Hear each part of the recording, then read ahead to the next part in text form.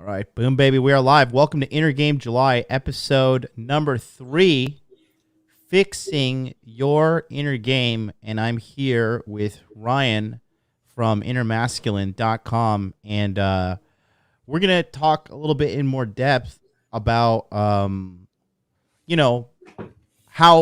how my personal trauma was healed through his services, and how the trauma really affected dating life, your value as a man, how it really affects the big 3: money, muscles, and game.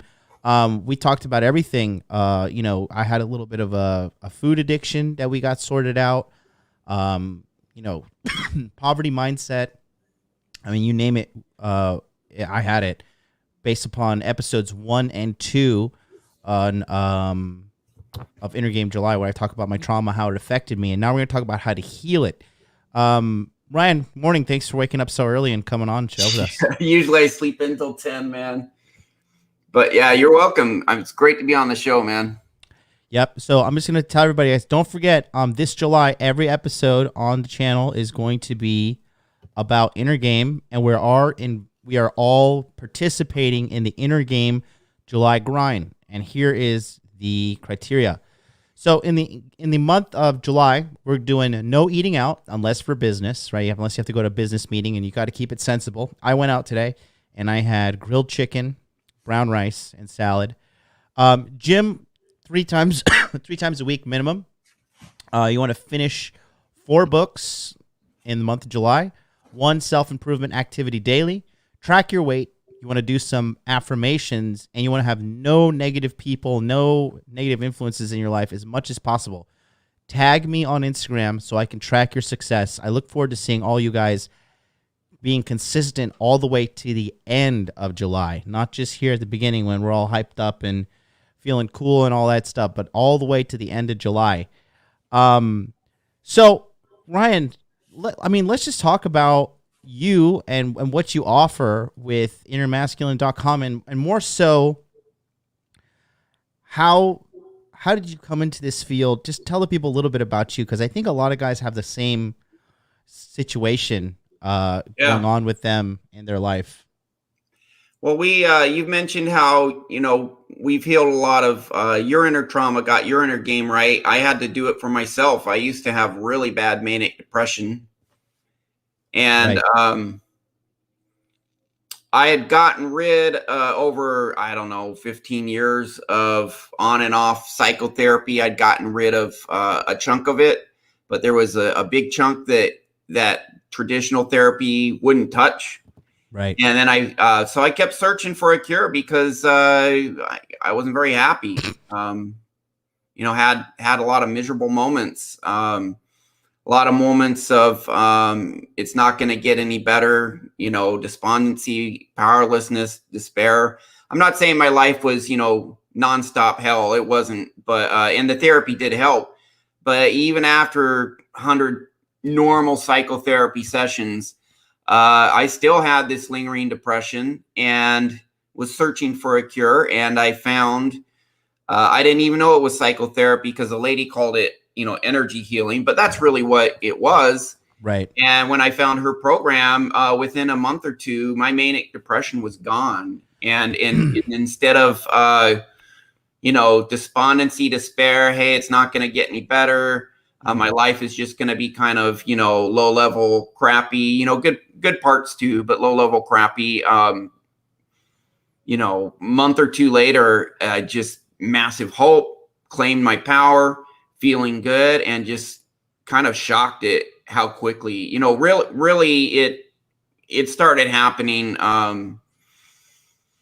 This was I started with a self-hypnosis program, just listening to audios. And by the 3rd session, I felt this bright little happy spot in me. I remember it to this day, walking up the stairs towards my car outside the bottom floor of the house. And I stopped in the middle of this stairway outside, and I just paused.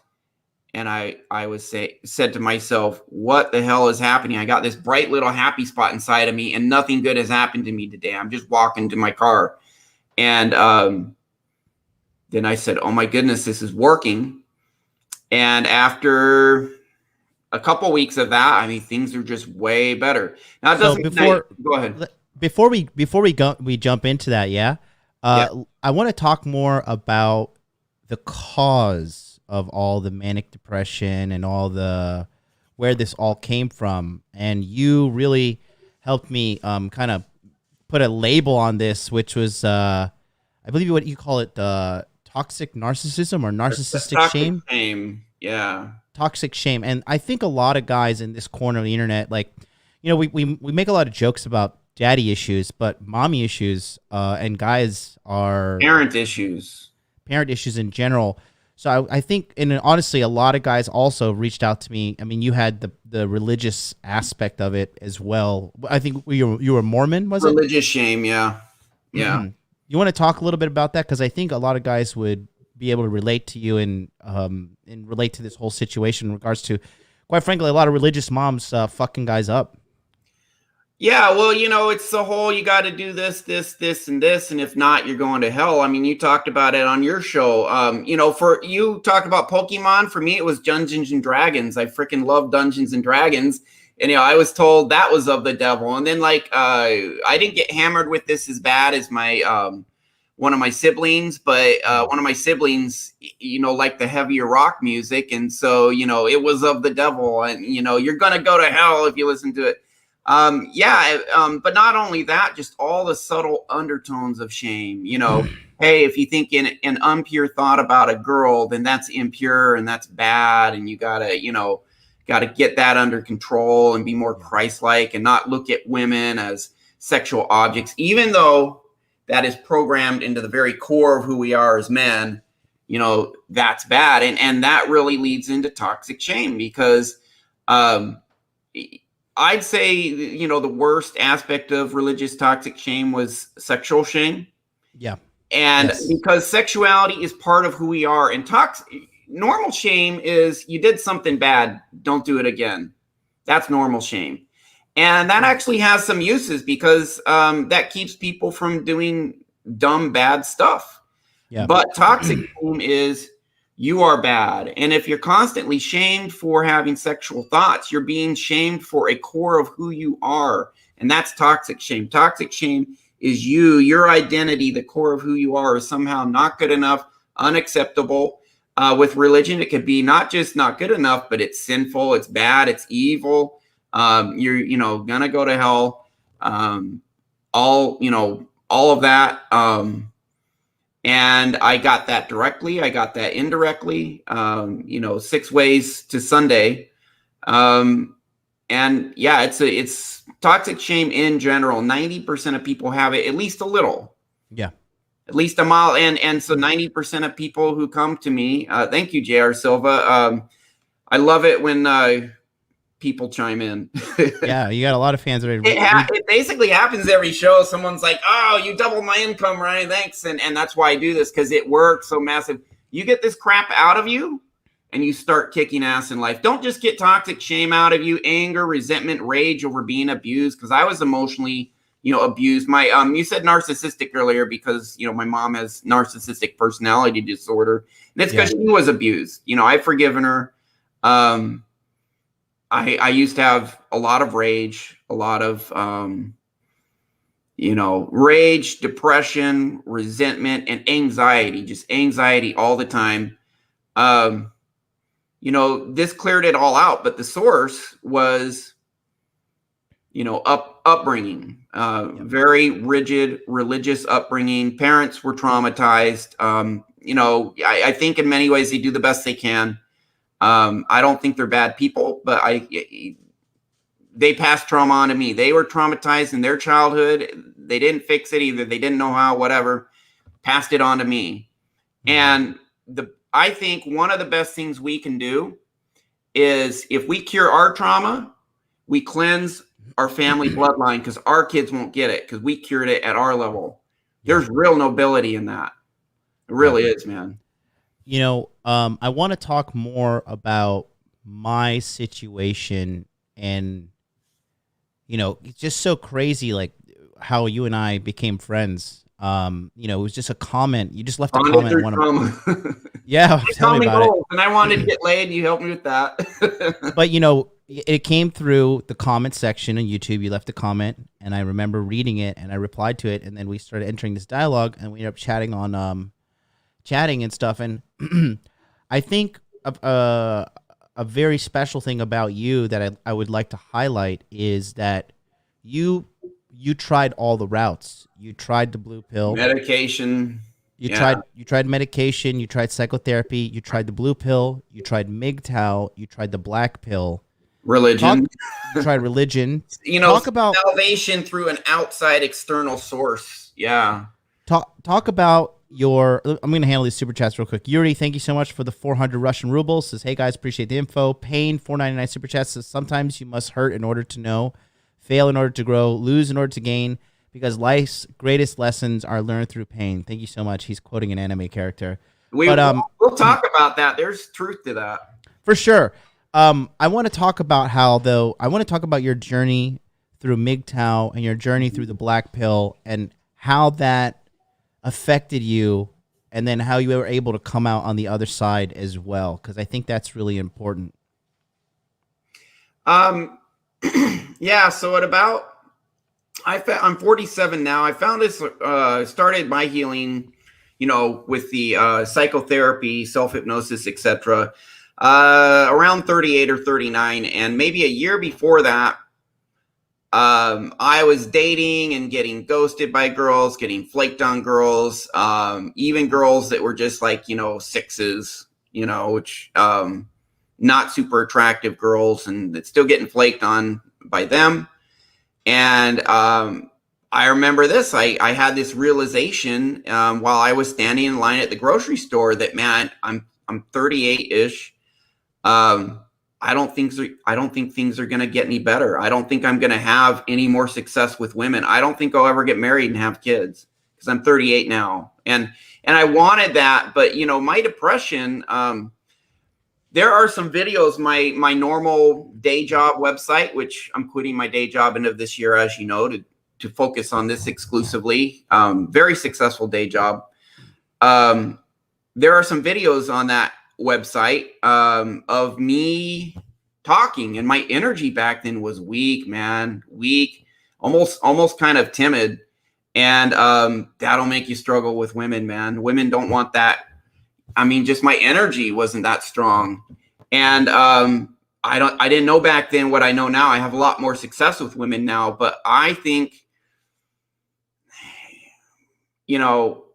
I was on the verge of, I pretty much gave up back then. But then what happened is I found this hypnotherapy, and I cured what was inside of me to a great degree. Not everything all at once, but the worst stuff definitely completely gone.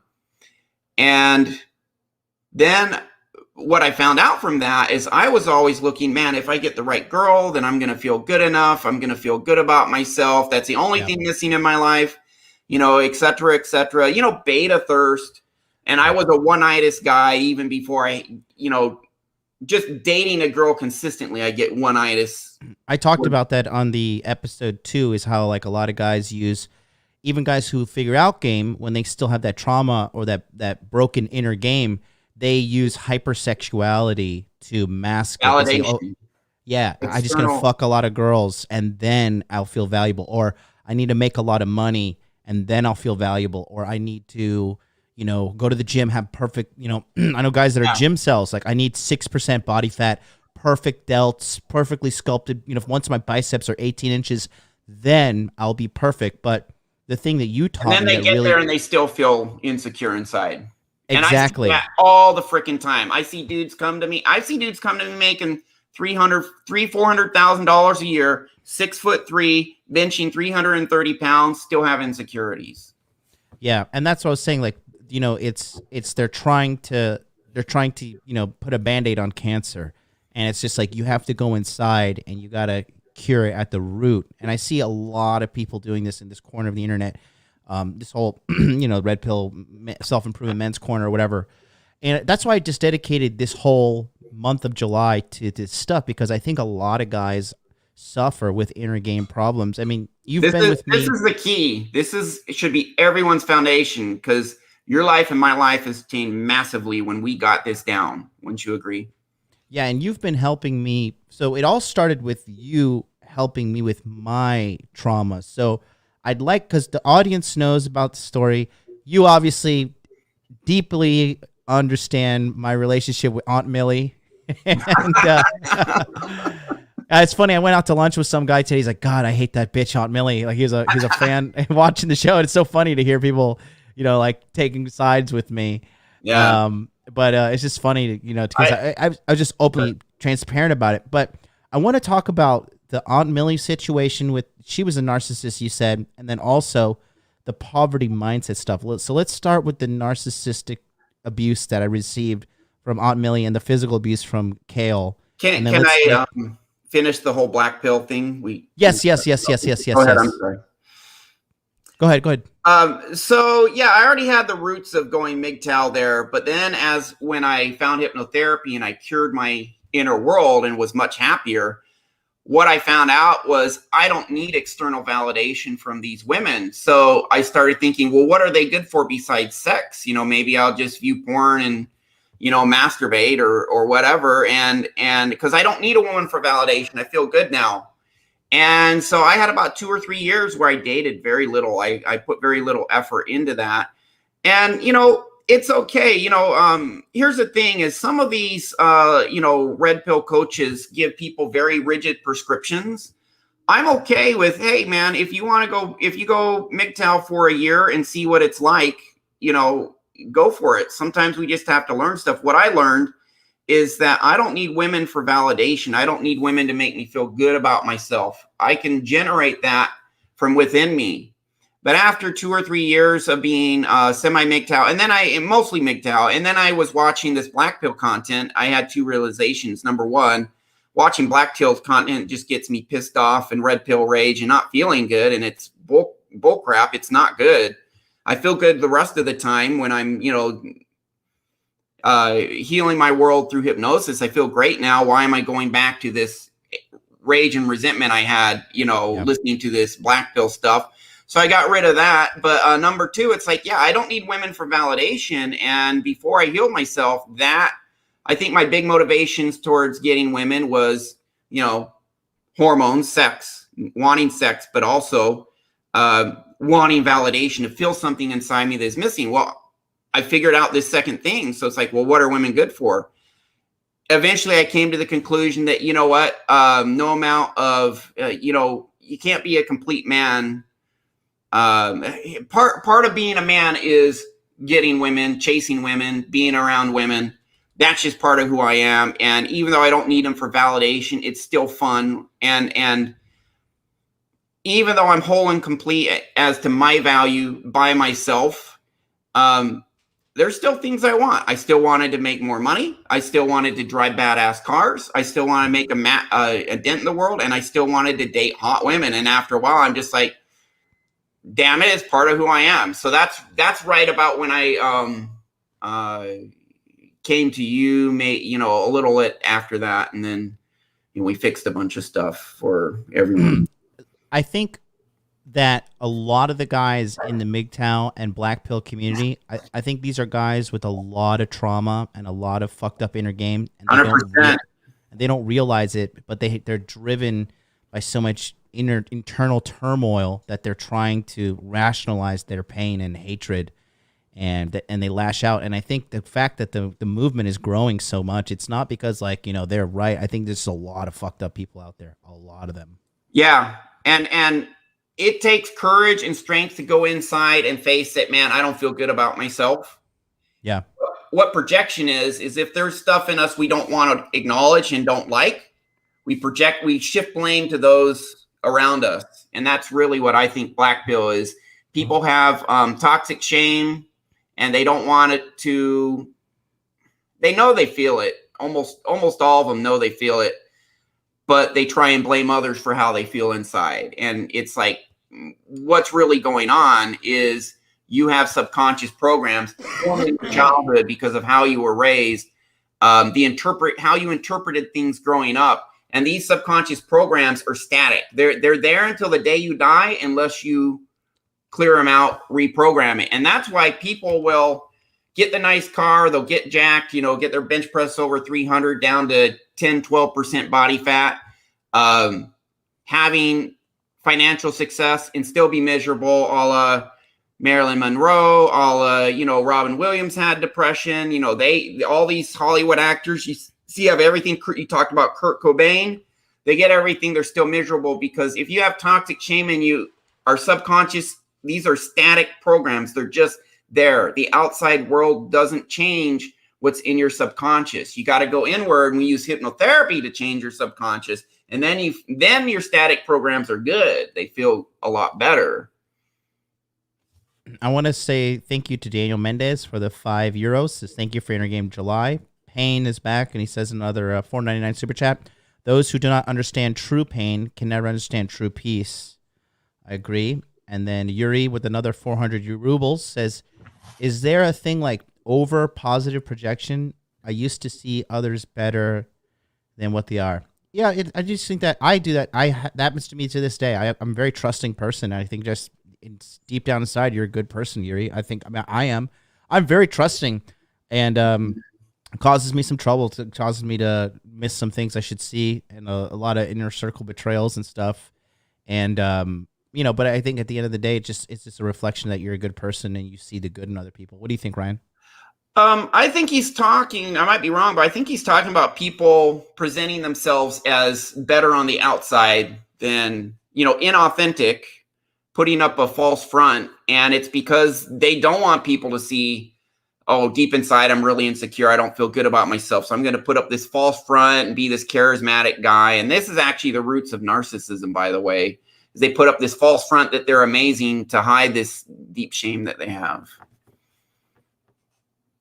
And it could lead to fakeness, and our toxic shame can, when we're hurting inside, it can cause us, to hurt others and do things to hide that shame, or, it messes everything up. It just flat out does. There's so many problems people have because of toxic shame, because of inner resentment and anger over being abused, over being mistreated as a child. All these things cause people to do all sorts of things. They can become an alcoholic. They can become very fake and project this image that they're great when they know that they're not. It causes all sorts of behaviors as to how we cope with these traumatic, messed up feelings inside. There's all sorts of symptoms to it. Pick your poison. I think definitely, going back home to America after being out of America, I think there's a very large population of Americans that have severe mental trauma and mental issues stemming from a broken home that is fueled by a divorce system that incentivizes women to destroy the family. Yeah. And it's just the blue pill. The blue pill messes people up, shames men. It actually shames women for to a point for just being women, like that they want to have kids and stay at home. It'll shame them. Yeah. Yeah, they feel like women. They attack women who want to cook for a man or want to love a man or take care of a man. Like, oh, you're his slave, or you're his servant, and it's not true. It's just women are made to help men, and men are made to protect and provide for women, and within reason. Don't simp out, but you know what I'm saying. And that's just the way things are naturally. But we're kind of gravitating away from that, and I think the massive trauma that's happening with all these people, I think a lot of people are using it, like Spin Doctor says here, drug addiction in the United States is huge because of this. Alcohol, drug addiction, the opioid epidemic. I think a lot of people, I used to use drugs, I used to use a lot of marijuana to just kind of zone out and phase out, that just numb myself to an extent. Exactly. If you got this crap in you, you don't know how to heal it, you numb it out. You smoke weed, alcohol, porn, all this other stuff. Yeah. So you realize that the MGTOW movement, the Black Pill movement, was not edifying to you. And honestly, back in the day when they would send a lot of my followers, hey, these morons are talking about you. I'm like, oh, you mean my unpaid marketing assistants? Yeah. Let them go. Let them roll. Let them do my dirty work. But at the end of the day, when I would listen in on the content, this was last year when I heard them talk about me or whatever, and just listening to the content would make me feel sick, make me feel unwell, Yeah. uneasy, even entertaining the thoughts. And I have guys that are saying like, oh, I like to see multiple sides of the manosphere. I want to see multiple, takes on things. And I'm just like, dude, no, that is, you are literally poisoning your mind when you watch that kind of negative content. 100%. Yeah, get negativity out. Even if you have a good internal world, negative outside stuff can bring you down. It will. Yeah. That's why I don't watch. That's why I almost never watch the news now. Yeah, no, it's not good. It's really not good to be putting that poison into your mind. No. Now I want to talk to you about my situation and because we started doing work together, 2019, you and I? Yeah, it's like maybe a little over 2 years. Yeah. 2019 is when we first started, and we both lost weight. We're both making more money now. The quality women is through the roof. I mean, you're 47, and a lot of guys think like, oh, once you're out, once you're past 35, like you're never gonna have sex again. And you can get women in their 20s. We were recently dating a really hot 19-year-old, I believe. Yeah, that ended a few months ago. I'm actually still dating some in the 20-ish area, but I'm shifting to the 30s and seeing what that's about. Mm-hmm. And it's pros and cons. Each age group of women have different pros, different cons. Mm-hmm. Yeah. But I mean, at the end of the day, you're not sexless, which was a problem before. Oh, hell no. Yeah. And you have good problems like, oh, well, you can choose which dating pool you want to go from. Another thing I think that's fantastic is you two are leaving America. You're going to be moving to Mexico. Mexico, baby. My flight got canceled last Friday. I was going to go there for a week and a half. Oh, well. Yeah. I'll go again. But I think it's good that, this journey of healing that you went on allowed you to create the dream life that you live. I mean, you're a top earner, right? Mm-hmm. You have an awesome luxury car. You have your what is it? It's a Porsche what? 911 Turbo. 911 Turbo Porsche. You have multiple women in your life. Driver supercar. You have multiple women in your life that love you and adore you and take care of you. Pain, but it's great too. They all are. Women are just work, man. If improve yourself. Yeah, keep going. I'm sorry. No, just talking about. But it's great. That. When it's great, it's great. Sorry. And but the point I'm trying to make here, and it's a very important point for all the guys watching us who are suffering and need some clarity, is Ryan turned his life around when he was 38. I've turned my life around big time, in my late 20s, and it is possible.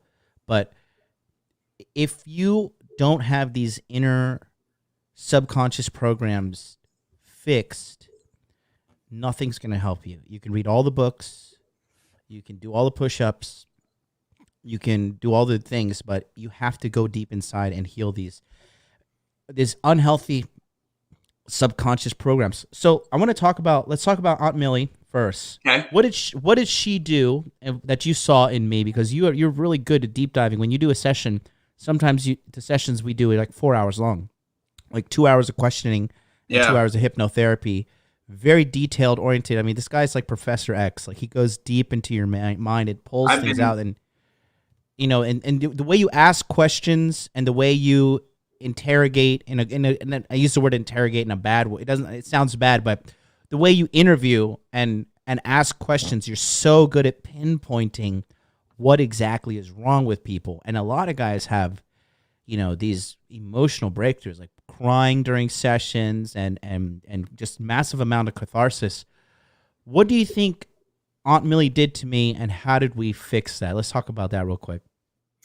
So Aunt Millie, just shame. She was just constantly shaming you. Thanks, Brent. A lot of these guys are chiming in 95% of the time, one session, they get permanent benefit, noticeable, substantial permanent benefit. And I think that's been your experience, but with, I know it has been, but with Aunt Millie, she was just narcissistic. She was the one who's like, this is a devil, that's a devil, right? The whole Pokemon, all that. And she influenced your mom too, who had her own issues. Just a lot of shame from her. And as a child, we're wired to look up to authority figures, especially our parents. And I think your aunt, to a point, was kind of like an ancillary mother figure along with your mom. And when we are young, when we are born into this world, we don't know anything as kids. We have a little bit of instinct. That's it, as babies. And so the whole reason our subconscious forms the way it does is, our subconscious mind processes 40,000 bits of info per second, conscious mind 40 bits. Our subconscious does all this stuff so that we don't have to constantly go through life microanalyzing everything and being paralyzed with all the data coming in. But as children, we're absorbing everything. We're looking to these authority figures and these parents to learn what is the world like. And if you're a fish that grows up in a dirty pond your entire life, you don't even know the water's dirty. You may say, it hurts to breathe. But if you have no other frame of reference. I see some red pill coaches, like, kind of having contempt and beating up the black pill dudes. I don't do that because, number one, I used to be one to a point. And number two, I know a lot of these guys just have trauma and they've known nothing else. For a lot of these guys, they are fish that were born in dirty waters. They don't even know how dirty their water is. When we clean out their inner mind, they're like, oh my goodness, I didn't even realize how sucky my life. I knew it was sucky. I didn't know it was this sucky. Now I have a contrast. So she just added to your toxic environment, lots of shame, lots of internalized shame, that, toxic shame. And that was what you knew, and you didn't know anything else. So a lot of these things at a subconscious level, as children, we're observing the world around us. When different things happen, we interpret, well, this happened and it means this. And as children, if no matter what we try and make our authority figures and our parents happy. Maybe eventually we don't, but I'm talking young children, because we want them to love us, because if they love us, that means they're going to take care of us and we're going to survive. It's all evolutionary psychology. But if no matter what you do, you talked about, I tried to do this thing for fun, Pokemon. And what were the things you tried to do for fun? And they're like, that's the devil, that's the devil, that's the devil. Also, I left it up. Dungeons and Dragons, Pokemon, Resident Evil video games. Yeah, Resident Evil. Good games. Killer Instinct. Street Fighter, everything was a devil. It's like I got to sit in a fucking corner, and just consistently pray and repent for my sins, so I don't get left behind in the rapture and they cut off my head. Yeah. So here's what's going on: is at the ages of 8 to 16. Yeah, and your subconscious really is developing till about 14. It's about 95% developed by age 14, but here you are, you're in this poverty environment. You're getting bullied. You had bullies, I believe, right? You told me about times you're getting the crap beaten out of you. My cousin. Yeah. So you had your cousin tormenting you. You're poor, dysfunctional mom. Don't even know who your dad is. You have this aunt tormenting you. So you have all this trauma. And what are you trying to do? Let me find an escape into this video game where I can just fucking forget it for a while. And then you're told that's bad. So basically every part of your life is, and see, as children, we're like, man, I just want my mom to love me for who I am, to accept me for who I am. Thanks, Regan, another guy I've helped.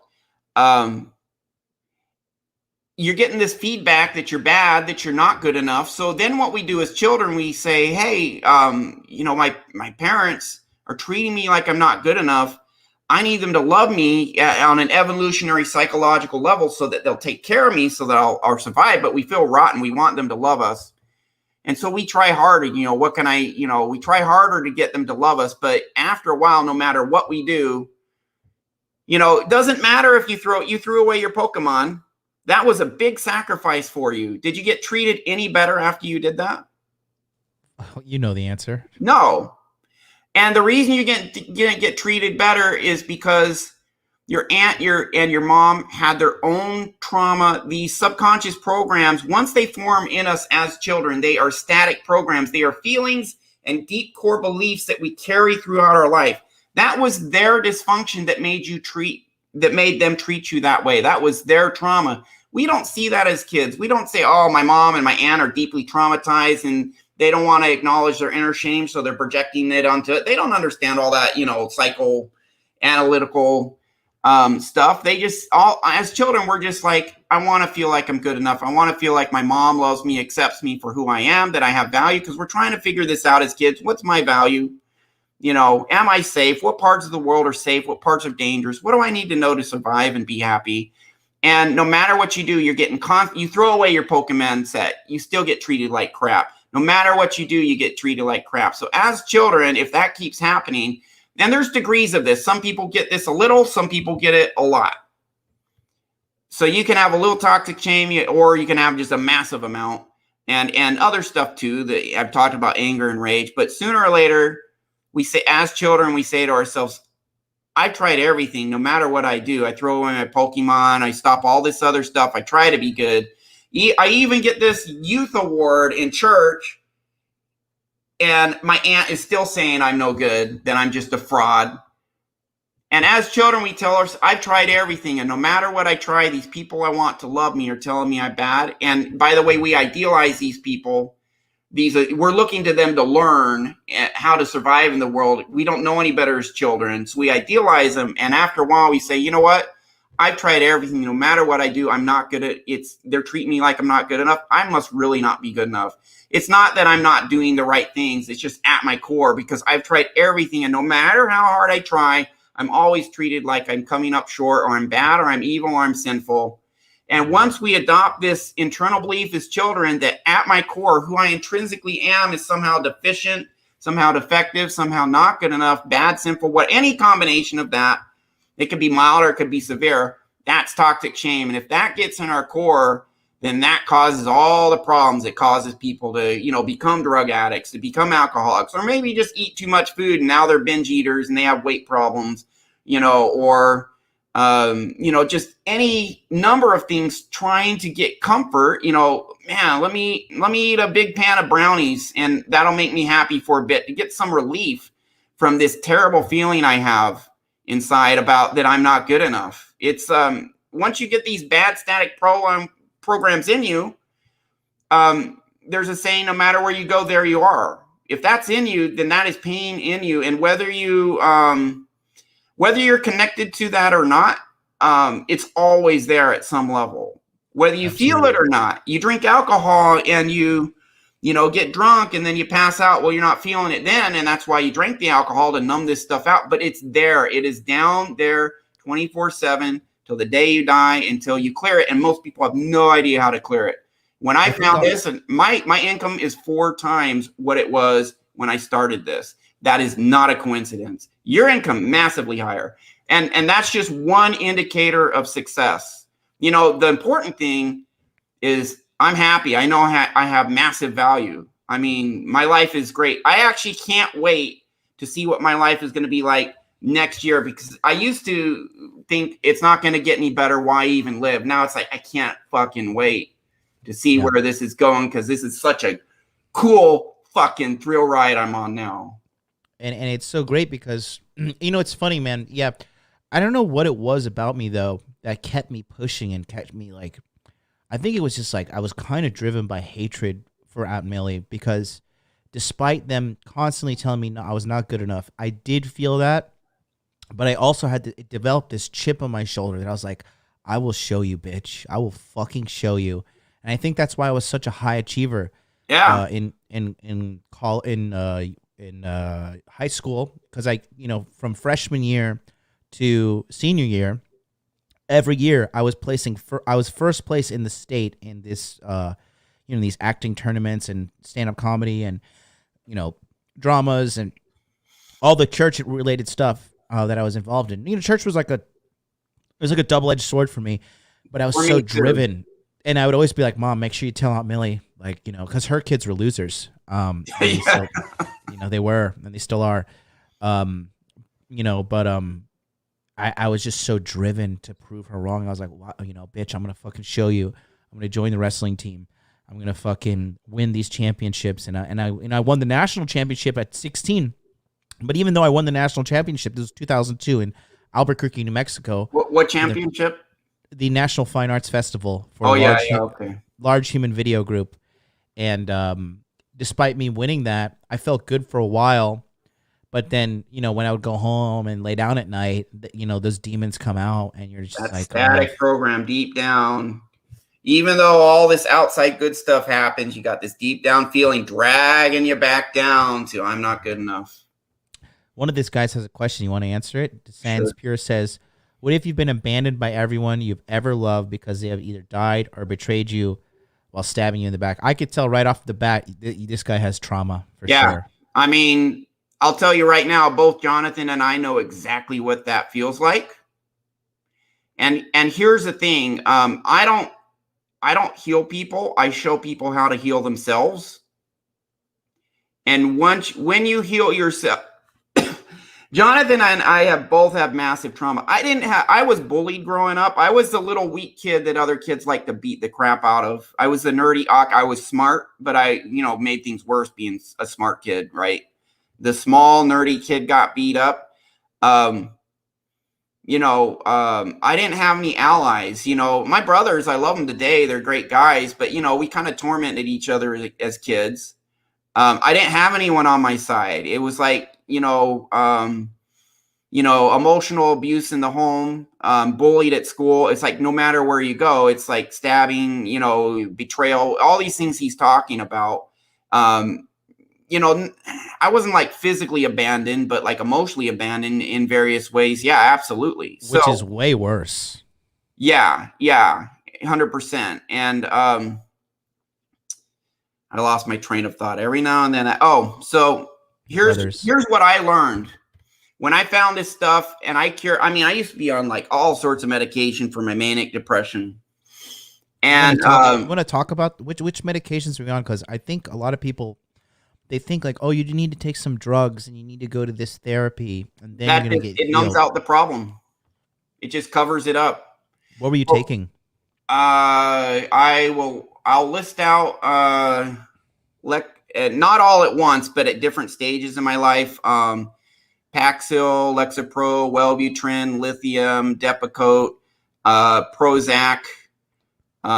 There was some other tricyclic I took briefly and gave me a really bad rash. Those are the ones I just remember off the top of my head. There was probably I took Lexapro before. There was like a Lomatil or something. There was other stuff. Yeah. They I'm a very mentally sound guy in regards to my resiliency, and they gave me Lexapro because I said I had anxiety, and so I was in the psych department at the UCF, and they're like, oh, we have free medical counseling for all students. I was like, I have anxiety, and then one of my professors was like, you should go and go talk to the psych evaluation guy here on campus and blah blah blah. I was like, yeah, I'm anxiety. I got all this stress, and he's like, I think you should take this antidepressant. I was like, well, I'm not depressed. I'm stressed. He's like, yeah, but they're linked. And I was just like, I was like 22, 23 at the time. I was like, oh, okay, cool. I trust you. You're a doctor. So whatever. Yeah. And he gave me Lexapro. And I literally remember when I took Lexapro, I had like this internal mental turmoil going on. And I literally wanted to kill myself to escape it. Yeah. I was driving down the road. I had a Volvo at the time. I had a Volvo S40 1.9 turbo.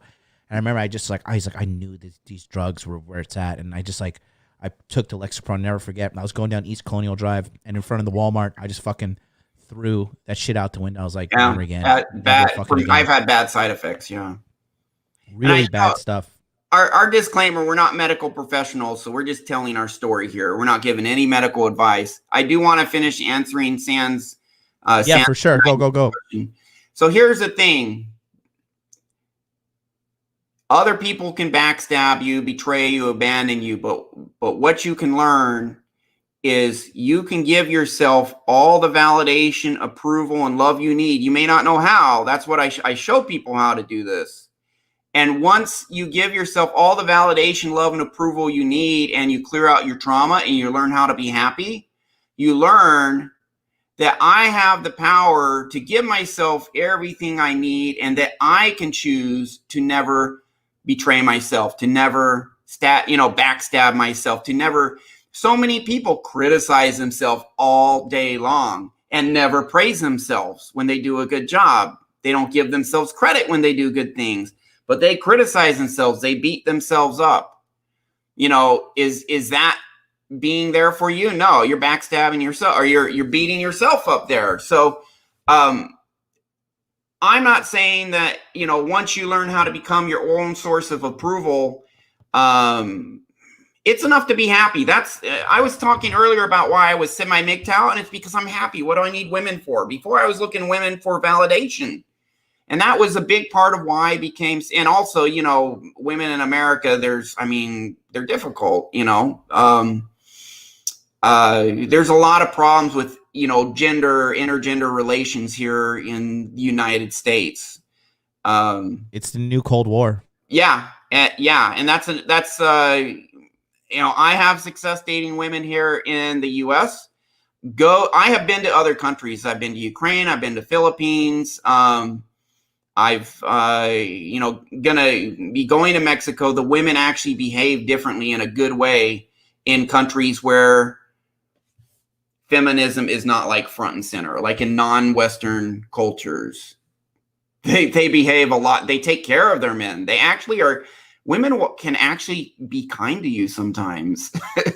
And, a lot of what we complain about is not female biology. It's our messed up culture with feminism making women into these simultaneously a victim, shift the blame onto the man. Sometimes it is the man's fault, not always, but then I'm strong and empowered. I don't need a man. And then this attitude and all. And I'm not saying all women in America are like that. There are women who are decent people in the US, but there is this big shadow cast over Western culture and affecting at some level the attitudes of almost all, if not all women. To some degree, their attitudes are negatively affected by feminism. You go to other countries where there's no feminism, it's better. You will, if you're black pill, go to, you still got to get your life in order, but go to a country where there's no feminine, you will become a fan of women again.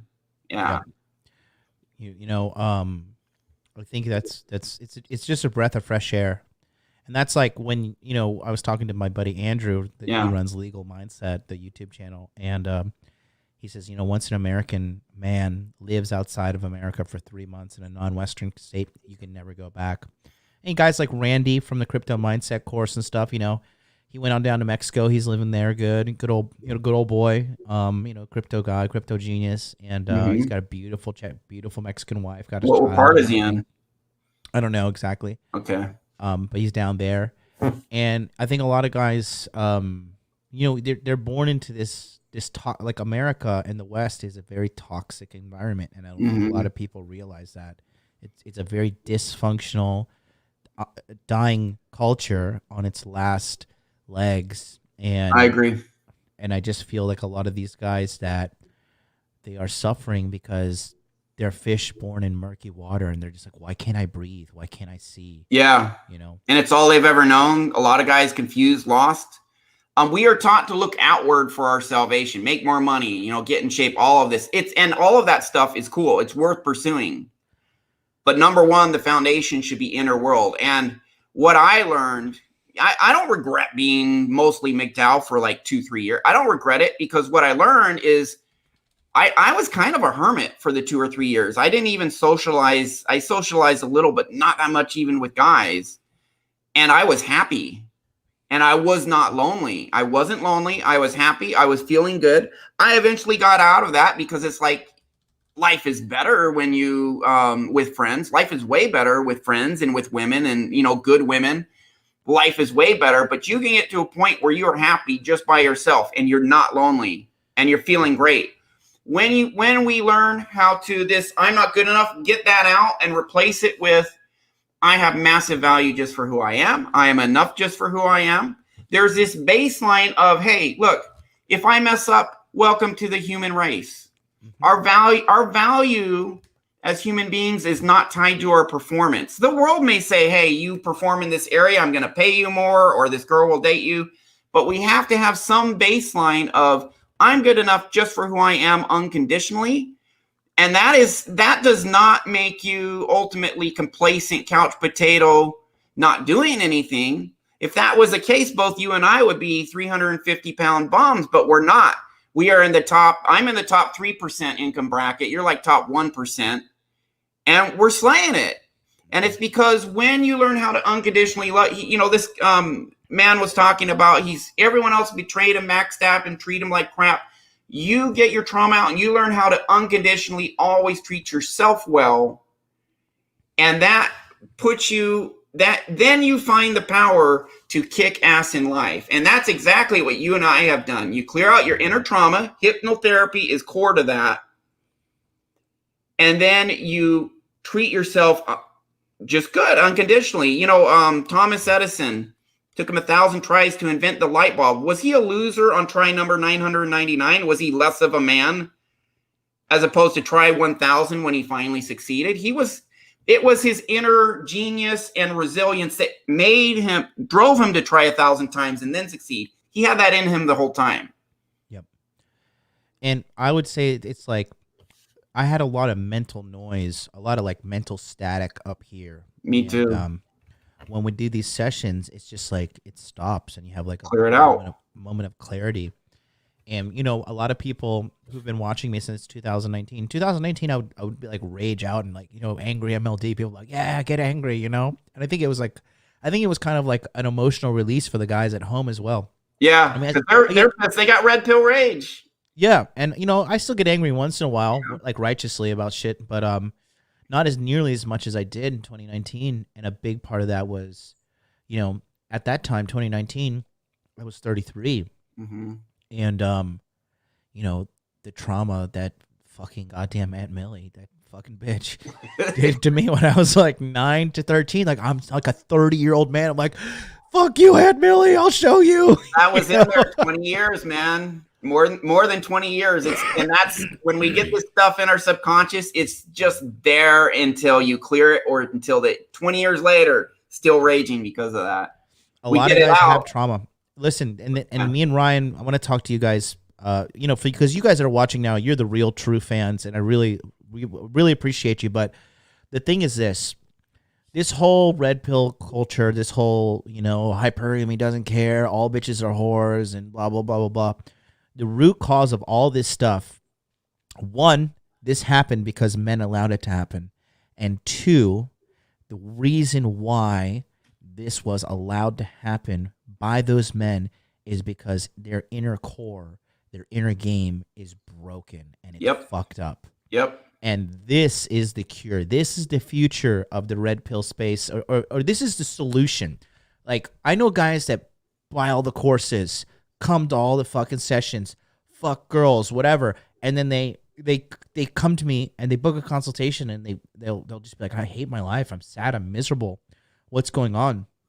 Because your inner world's messed up. It's your inner world, and we're gonna talk about that now. I want to talk to you about, because we talked about Aunt Millie, right? Mm-hmm. One in the chat if you hate Aunt Millie. Fucking But like, I'm at the point, like before, like saying the word Aunt Millie would make me so upset. Anger. Yeah. And now I laugh it off. I'm like, this fucking dumb bitch, whatever. We should show my graph. This is a good time to show that. Is that cool? I'm going to share screen. Is that all right? Yeah, the one we practiced before. Yeah. Yeah, because it's going to illustrate what you just said. Illustrates how our subconscious works. Let me see if I can. All right, I'll read some of the chat. I'm gonna read some of the chat in the meantime. I saw our brother Fox Wolf said something, and just take your time, Ryan. There's no stress. Yeah, you Fox got Wolf it. Says, you see it? Yeah, 1 second. He says, "Why do I have this? I'm not good enough feeling deep inside when I actually had a good parents with a stable home and marriage. Just because you had all these surface level. This is the equivalent of you saying like, oh well, I like this girl and she comes from like a Republican family and she's traditional and blah, blah, blah. Doesn't mean like she wouldn't go down to like Cancun and get railed by like 20 dudes in a week, right? This is just, you're trying to logically conclude from this part of your life that why do I have a feeling I'm not good enough? It could be a teacher. It could have been a pastor. It could be stuff you forgot about. It could be covert. It could be indirect. It could be covert. It could be subtle. Yeah. You never realized it. So we're gonna take a look here at this chart right here. This is really important, and this is why I said this before and I said it again. And I know a lot of you guys out there who have trauma. I'm not gonna say your names, but you're in the chat, and you know I know who you are. But a lot of you guys, you have this big boy tough guy persona. You think you're Johnny Big Guns, but deep down inside, the only way to cure this insecurity inside of you is to get this fucking therapy. And we're going to talk about the subconscious systems right now. Take a look here. Okay, so I want to relate what you just said about Aunt Millie to this. So, first off, at our core, there's really, assuming you're not schizophrenic or psychosis or sociopath, assume you don't have that, then we only have five things at our core that mess us up, which is 3 types of toxic shame. Number 1, I'm not good enough in some form. It could be I hate myself, or I'm just not quite good enough almost. Could be on a spectrum. Number 2 is I don't fit in with others. I'm not as good as others. I'm different somehow. I don't belong. Number 3 is I can't get what I want. Either I'm not allowed to, or I'm not able to. I'm unworthy of it. I don't deserve it. I'm not capable of it. So 3 types of toxic shame I just listed. The next one is anger, resentment, rage over injustice, betrayal, unfairness, usually just being abused, bullied, etc. And the last one is we not feeling safe. And people who come to me, it's always one of those 5 things. Maybe they have 3 of the 5, 1 of the 5. It's those 5 things. So what we're talking about with Jonathan is what was in his subconscious was anger, rage, resentment over being betrayed, treated with injustice, and abused by his Aunt Millie. So what you said was very interesting, because this is how our subconscious interacts with the outside world. If you go to the top here, you see there are external things observed by our subconscious and conscious mind, and then there is a larger area of external things only observed by our subconscious. Our subconscious mind is a supercomputer. But what happened here is someone would say the name of Aunt Millie, right? And then what would happen, Jonathan? Yes. So when someone would say Aunt Millie, it made you feel what? It would trigger a feeling of disgust or like, some kind of unhappiness, or it would just unpleasant emotions would surface just to hear the name Millie. 100%. And the key word there is trigger. So what happens is in the observable world, our subconscious mind is constantly scanning and searching for anything that is a match to a subconscious program inside of us. Your subconscious program was kind of pissed in the world in general, and not trusting others, but specifically with Aunt Millie, 20 years later, you had this anger, rage trapped in you towards her specifically. So if anyone does anything in the outside world to trigger that, just saying Aunt Millie, the feeling associated with that subconscious program is triggered, and that feeling was rage. And you know what? If we didn't clear that, it could be 30 years from now saying Aunt Millie, and you feel a pissed off, disgusted feeling. Because once these programs are there, they're just there the whole time. But we cleared it. Now I say Aunt Millie, what do you feel? Like pity for her. And I'm able to laugh it off too, which is so healthy, because before I would be like, God, that fucking bitch, I want to kill her. I hate her. I want to hit her with a baseball bat. But now it's just like, you poor, because I know she is living in hell daily. She's hurt people. People who are abusive are tormented souls. Happy, healthy people don't go around treating other people like shit. It's the people who are hurting it, like Aunt Millie. Yeah, her life sucks. So, if we have, so this is exactly what I do all, in sessions, is we find the subconscious program by by triggering the feeling, whether it's anger, rage, whatever. Once you're feeling that in hypnosis, you're still awake during hypnosis. You're just very relaxed. Your conscious mind is off to the side. You're still awake, but your analytical mind is calmed down, so we can work directly on your subconscious. And we find these subconscious programs by triggering them, and then we get that out of you. And so that's what we did with your anger and rage. We went in, we got it out. It used to be we would say it, and that would trigger you. Your mind would say, I just heard something that is a match for this subconscious program. I heard Aunt Millie, which is a match for this bad, this lady betrayed me, and that's in your core. And then you feel angry. You get triggered because Aunt Millie is a match for you getting pissed off in your subconscious. We clear that out. And now you're like, man, we put good stuff in, and now you pity her. You kind of laugh it off. You don't feel bad at all. Well, that's what we do with people feeling toxic shame, with people feeling other types of rage, depression, feeling not safe. And because of that, they have massive anxiety, feeling not safe, feeling things are going to fall apart, a sense of dread that, man, even though I get ahead, something bad's going to happen and it's all going to fall apart, or I'm going to sabotage myself. We find these feelings that are tied to these subconscious programs. We get them out of you. And now when normally the things in the outside world that would trigger these things and make you feel not good enough, you don't have the program in you, so that stuff doesn't get triggered anymore. So, this is exactly an example of that. Aunt Millie doesn't piss you off. You're just like, whatever, I pity her. Because your subconscious program is changed. That trauma is out. Good stuff is in now.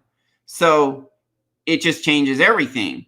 And one really good example of clearing a subconscious program is you and I both deal with men who have approach anxiety, of course, right, Jonathan? Yeah. So a lot of guys, it's a big thing of guys feeling like they need. I'm gonna come on screen here for a second. Okay.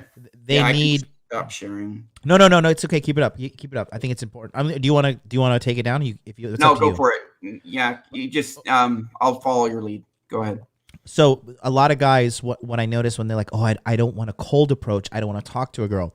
They need the fucking stars and the Mercury retrograde to align for them. They need okay, she needs to give me 17 IOIs. Her feet need to be facing me in a certain direction. She can't have anybody near her. They need a checklist of things 100% for the girl to go talk to the girl. But at the end of the day, if you think that you're the fucking man, right? I got a friend of mine in Tokyo, very mentally healthy guy. His name's Jaidu, and he's half Brazilian, half Venezuelan, super Chad. And he'll walk up to a girl in the middle of a Starbucks and interrupt her with her friend and be like, hey, I just want to say hi to you. And my name is Jaidu, and I would like to say, I think we should probably hang out sometime. And it's just because internally he has none of these hangups. He was raised very well. He's a good guy. And he doesn't go through the checklist of all this shit. Mac the Day Gamer is the same way. Mac was raised in a very good family. They don't have toxic shame. It doesn't get triggered when you approach a woman and she rejects you. They're like, hey, what's up? Because at the end of the day, they believe that they're good enough for the woman. And a lot of these other guys, they don't believe they're good enough. So they need I need to see 100,000 infields. I need 20,000 pickup lines. I need this and I need that and I need a laundry list of stuff. I'm like, no, you need to have fucking self-esteem. And it ties into people saying you need to be confident. And people make a joke like, oh, just be confident, bro. But it's true. And the confidence comes from having a rock solid inner game, a healthy relationship with yourself. And clearing your toxic shame. Get all that toxic shame. I'm not good enough. Get it out of you. Exactly. And one of the biggest revelation you gave me was you told me, Jonathan, you need to be okay with not being perfect, even though you're striving towards that perfection. And that was like a light bulb going off, even for me in my development as a man. Yeah. And, I'm coming to this realization in my early 30s now. Now I'm in my 35, mid 30. So, but still, it's just so, that's why I just, my relationship with, just so you guys know, me and Ryan probably have been talking to each other every single week since 2019. This guy is a mentor. This guy is like a best friend of mine. We mentor each other, but I help him get a fuckload of pussy.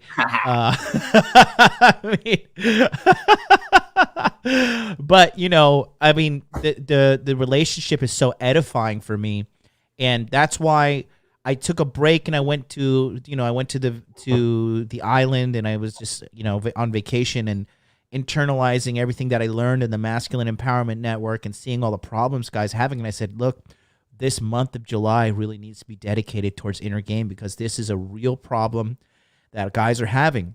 And this is a solution. This is not an antidote. This is not a something to cover the symptoms up.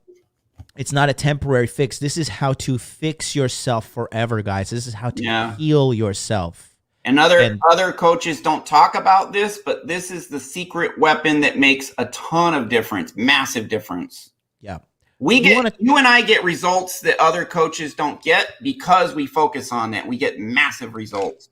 I have interviews of guys whose lives have been changed. I haven't put them on my YouTube channel once. If you're willing, we'll do one or two in future on your show. It's up to you.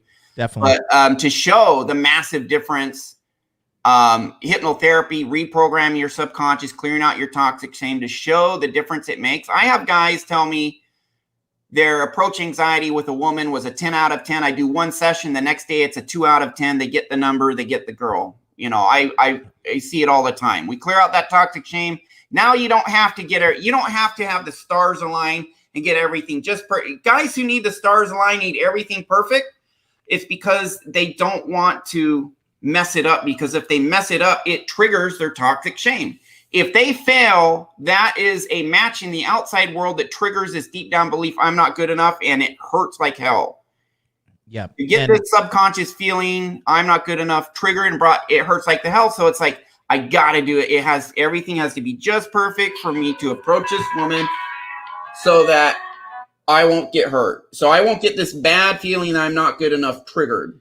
Did you work with Ryan, the young Indian guy, handsome kid, jacked? He's in Texas. Yeah, Ryan A. Did you work with him?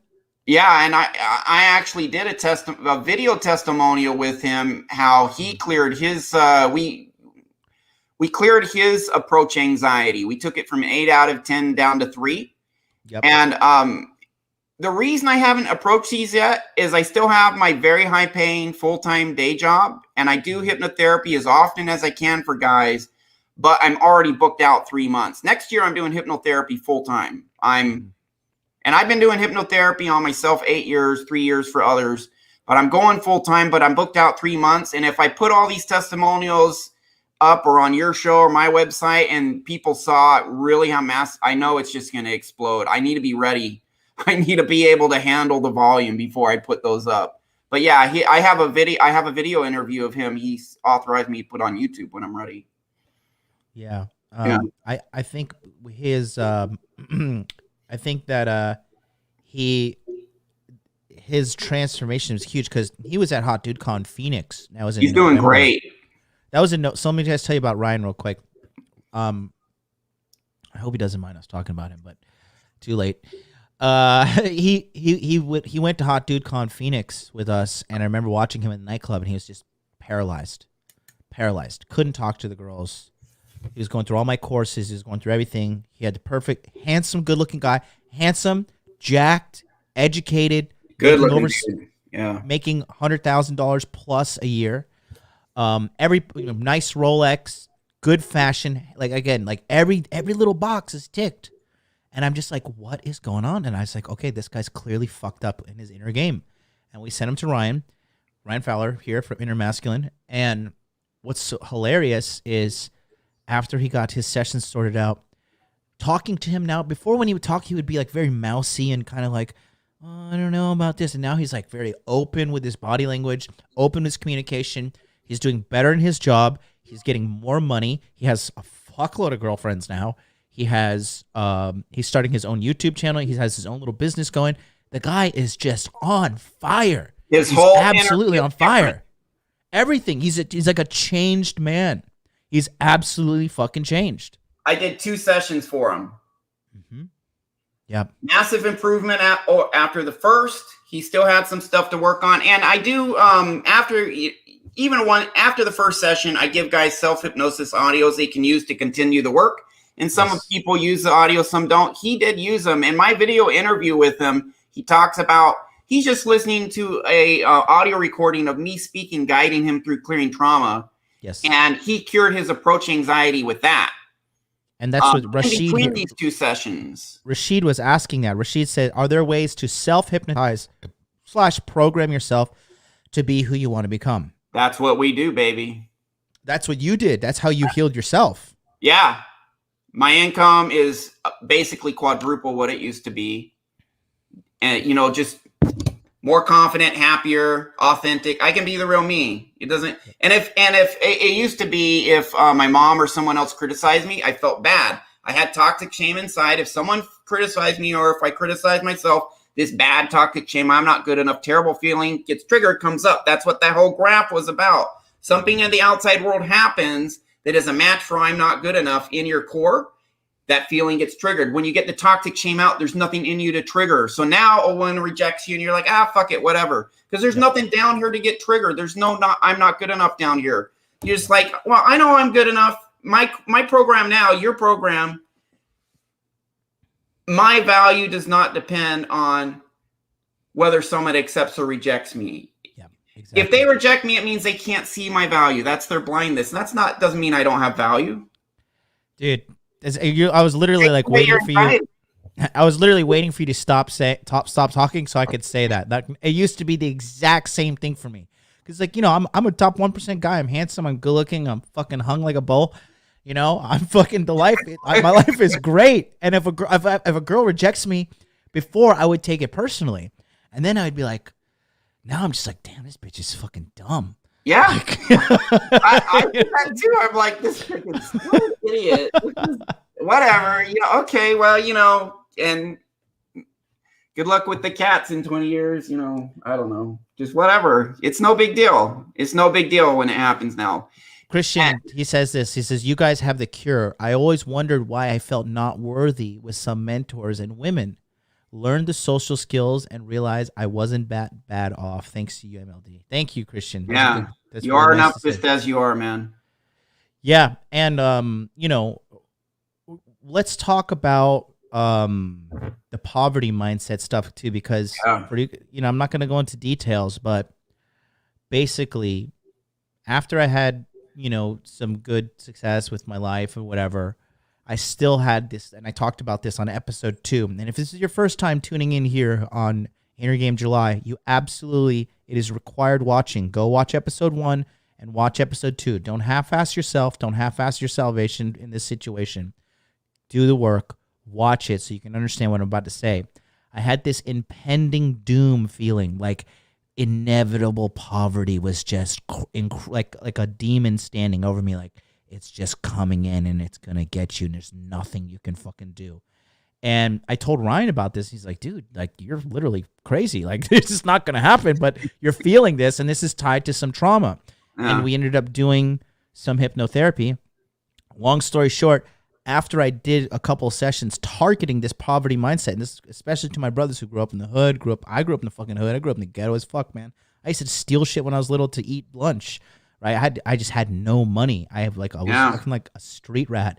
I had to steal. I had to like do underhanded shit to like just have enough money to eat lunch, and you know, that carried on into my 20s and early 30s. And when Ryan was able to identify this core negative subconscious program, my income the next year tripled.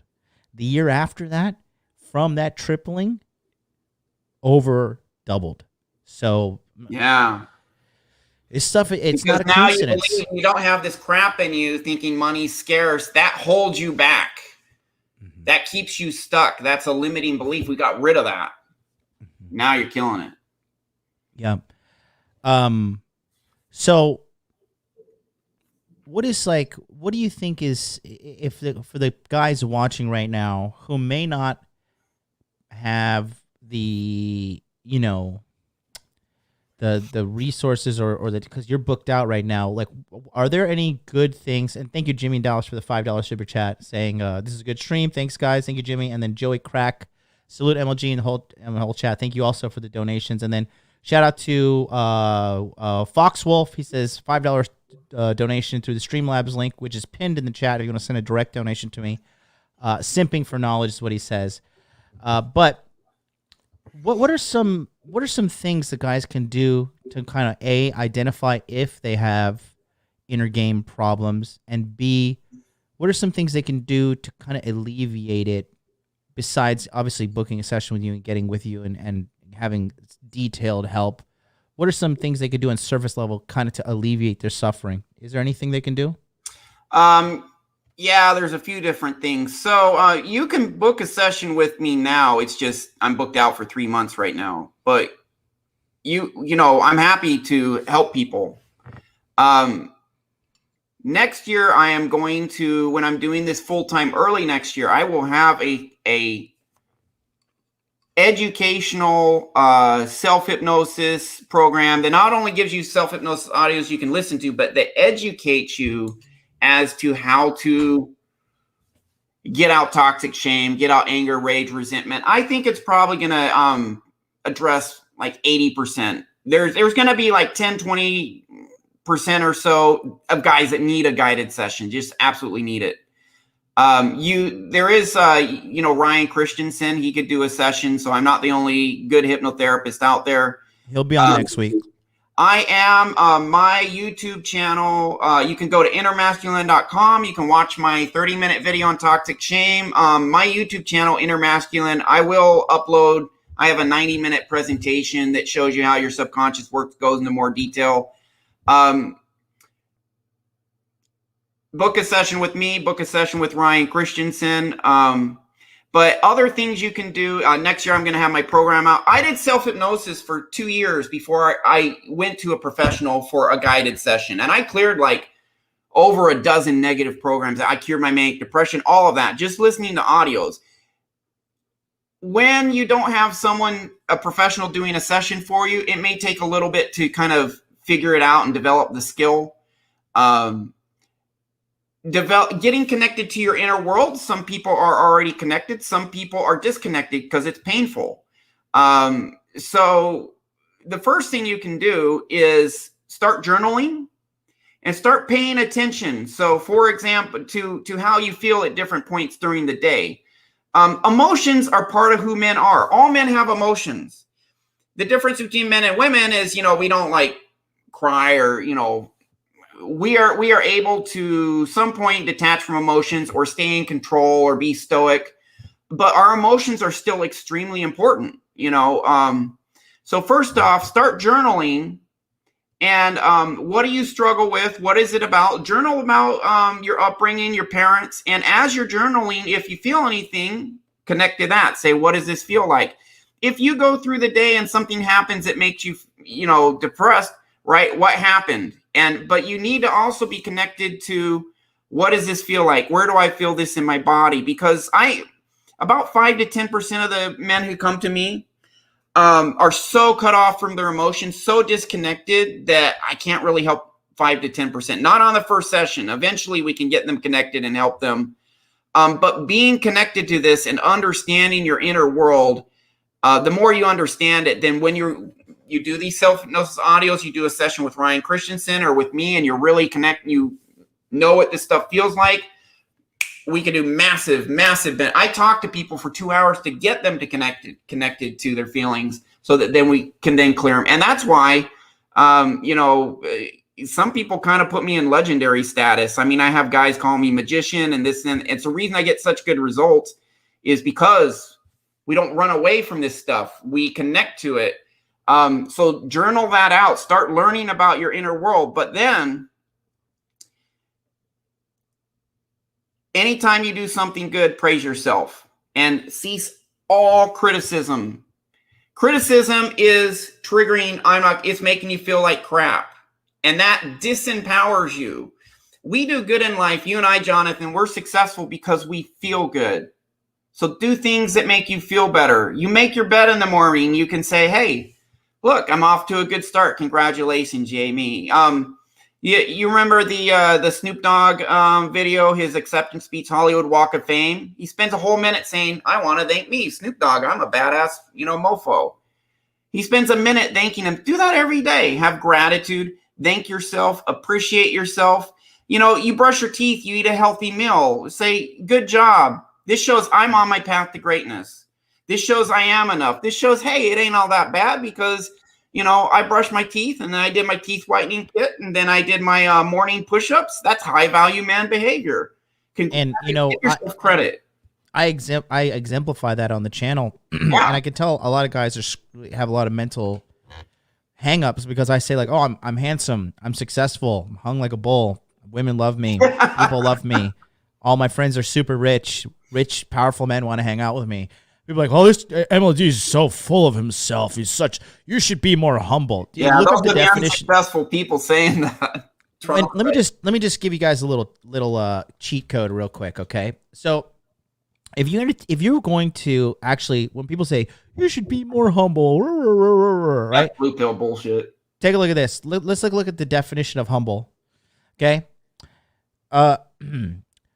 having or showing a modest or low estimate of one's importance. There is no low estimation of my importance over here. I am the fucking man.